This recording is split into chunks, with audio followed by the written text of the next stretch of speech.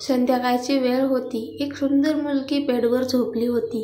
ती दिसायला अप्सरापेक्षा कमी नव्हती. त्या मुलीचे नाव नैना होते. अचानक एका फोनच्या रिंगच्या मोठ्या आवाजाने नैनाला तिच्या गाढ झोपेतून जाग आली. नैनाने कॉल उचलला आणि हॅलो म्हणाले. तिकडून नैनाची मैत्रीण तारा नैनाला म्हणाली, नैना, तुला काय माहीत आहे का? तू अशी झोपू शकते? तुझ्या बहिणीने तुझा मंगेतर हिसकावून घेतला आहे. मी त्यांना तुझ्या आईच्या शॉपिंग मॉलमध्ये रंगेहात पकडले आहे. तारा तिच्या मोठ्या आवाजात फोनवर तिच्या जिवलग मैत्रिणीला सांगत होती. तू त्या दोघांना चांगला धडा शिकव. त्याने तुझा विश्वासघात केला आहे.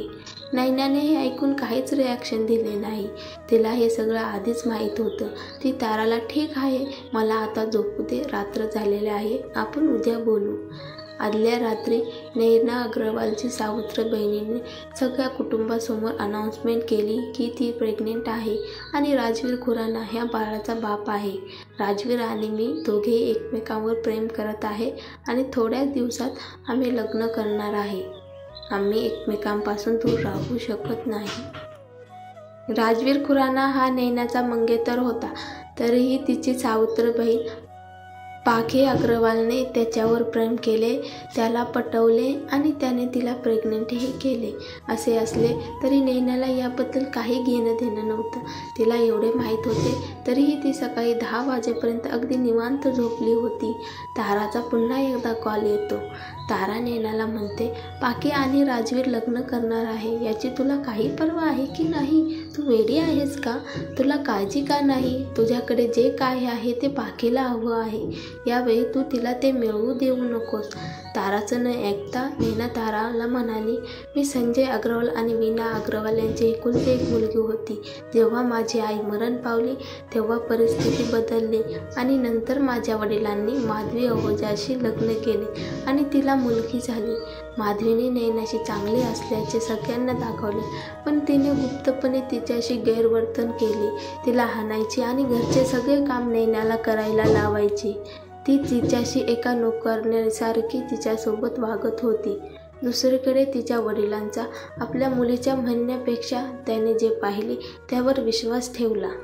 शेवटी नैनाने हार मानली. गेल्या 25 वर्षापासून ती नेहमीच पाखी आणि माधवीला तोंड देत होती. ही वेळ काही वेगळी नव्हती. पाखीने नेहमीप्रमाणे नैनाच्या मंगेतराला स्वतःच्या प्रेमात पाडलं. नैनाचं राजवीरवर प्रेम नसल्याने तिने आनंदाने त्याला जाऊ दिले. स्वतःचे डोळे चोळत नैना ताराला म्हणाली, मला राजवीर आवडत नव्हता, हे चांगलेच आहे. पाखीने त्याला पटवले. मी आता फ्री आहे. तारा नैनाला म्हणते, असं असले तर मी तुझ्यासोबत आनंद साजरा करेन. तुला कॉल केला कारण मला तुला महत्त्वाचं सांगायचं आहे.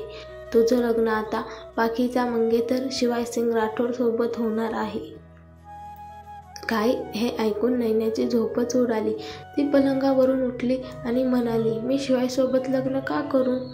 तारा नैनाला म्हणते, कदाचित कोणीतरी बातमी लीक केली असेल, पण हे खरं आहे. नैनाने कॉल कट केला आणि लगेचच ऑनलाईन आली. तिला स्वतःला पाहायचे होते. सोशल मीडियावर व्हायरल झालेला लेख पाहून तिचे डोळे विस्फारले आणि हेडलाईन वाचून ती हादरली.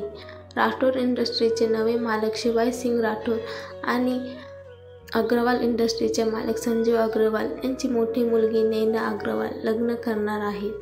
ती हे वाचत होती त्यावर नैनाचा विश्वासच बसत नव्हता. ती पटकन खाली हॉलमध्ये गेली आणि तिच्या वडिलांना म्हणाली, बाबा, शिवायसिंग राठोडचे मंगेतर म्हणून मला का घोषित केले जात आहे? शिवायचं लग्न तर पाखीशी होणार होते ना? नैनाने ओळखले होते. पाखीने त्यांच्याशी लग्न करण्यास होकार दिल्यामुळे बाबा मला शिवायसोबत लग्न करायला लावत होते. संजीवने आपला घसा साफ केला आणि तिची नजर टाळली. परिस्थिती स्पष्टपणे अस्वस्थ होती. संजीव बोलणार तेवढ्यात माधवी उठते आणि नैनाला म्हणते, बाळा, तू शेवटी उठलीस. तू उठल्यावर मी तुला एक चांगली बातमी सांगणार होते. राजवीर तुझ्या बहिणीच्या प्रेमात पडला आणि ती गरोदर राहिली. तुझी आई म्हणून मी तुझ्या पाठीशी उभे राहून तुला दुःखी होताना पाहू शकत नाही. शिवाय खूप देखणं आणि श्रीमंत आहे. तू आमची लाडकी मुलगी आहेस. मी तुझ्यासाठी खरोखर आनंदी आहे. एक आई म्हणून मला माझ्या दोघी मुलींना आनंदी पाहून मला खूप आनंद झाला. आवडत्या मुलगी शेवटी मोठ्या होतात आणि लवकरच लग्न करून त्याच्या घरी जातात. माधवी बनावटी डोळे पुसत म्हणाली. नैनाने तिच्या हाताची मुठी घट्ट दाबली. तिला माहीत होतं माधवी पुन्हा एकदा तिच्या ढोंगीपणा दाखवत होती, जसे ती लहानपणापासून नेहमी करत होती. नैनाची नजर पाखीवर पडली आणि तिला तिच्या ओठावर हसू दिसले. नैनाला समजण्यास वेळ नाही लागला. हे सर्व त्यांच्या योजनेचा भाग होता. पाखीने इतक्या लवकर मंगेतर चेंज केला कारण तिच्या मंगेतराचा 6 महिन्यापूर्वी अपघात झाला होता आणि त्यात शिवाईने दोन्ही पाय गमावले होते. पाखीने राजवीरला तिच्या प्रेमात पाडले आणि तिच्या जागी मला तिच्या अपंग मंगेतराशी लग्न करायला सांगत होती.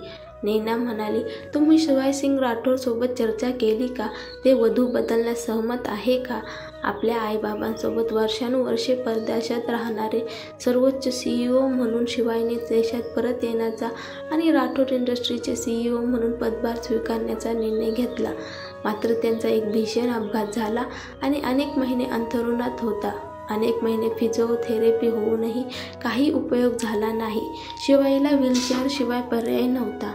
पाखीला अपंग माणसाचे लग्न करायचे नाही हे नैनाला माहीत होते, म्हणून तिने तिची जागा घेण्यासाठी अशी योजना केली. नैना बाबाला म्हणते, जरी बाबा शिवायच्या वडिलांचे मित्र होते तरी मला वाटत नाही की शिवाय त्यांची वधू कोण आहे हे विचारला असेल. जर आपण अचानक नववधू बदलल्या तर मला खात्री आहे की शिवाय आणि त्यांच्या आईवडिलांचा गैरसमज होईल. तिचे बोलणे ऐकून तिचे वडील विचारात पडले. नैनाला तिच्या वडिलांच्या कमकुवतपणाची जाणीव होती. नैनेला हेच पाहिजे होते, पण माधवीला असे होऊन द्यायचे नव्हते. माधवीने पटकन तिचा घसा साफ केला आणि तिच्या वागण्याशी जुळत नसलेल्या सौम्य आवाजात म्हणाली, नैना, तुला असे का वाटते? आम्ही हे सर्व तुझ्यासाठी नाही करत. मूळ करारात शिवायची वधू कोण होती हे नमूद केलेले नाही. आमची सर्वात आवडची मुलगी म्हणून तू शिवायची वधू असायला हवी होती.